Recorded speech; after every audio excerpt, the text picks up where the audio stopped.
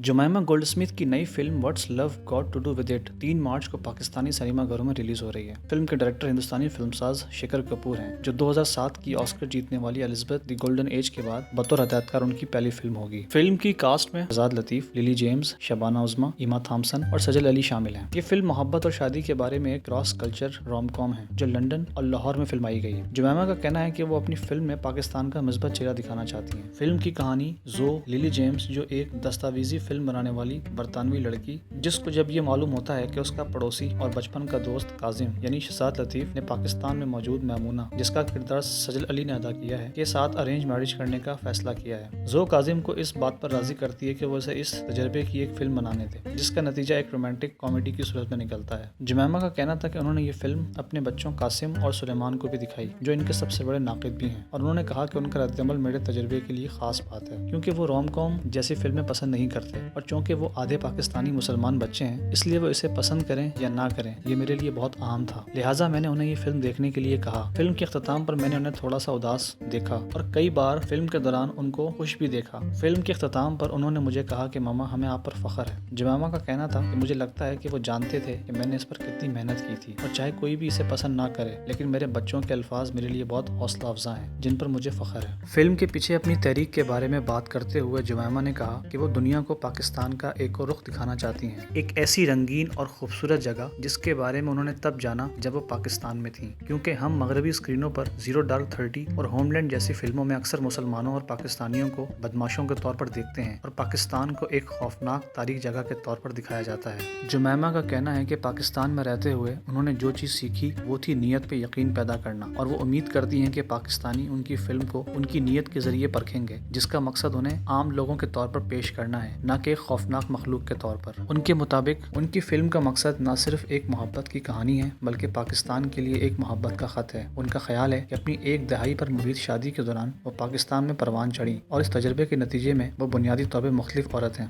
Film लोगों की उम्मीदों पर कितना पूरा उतरती है ये आने वाला वक्त बताएगा। अगर आप लोगों को वीडियो पसंद आए तो इसे लाइक करें, शेयर करें और सब्सक्राइब करें।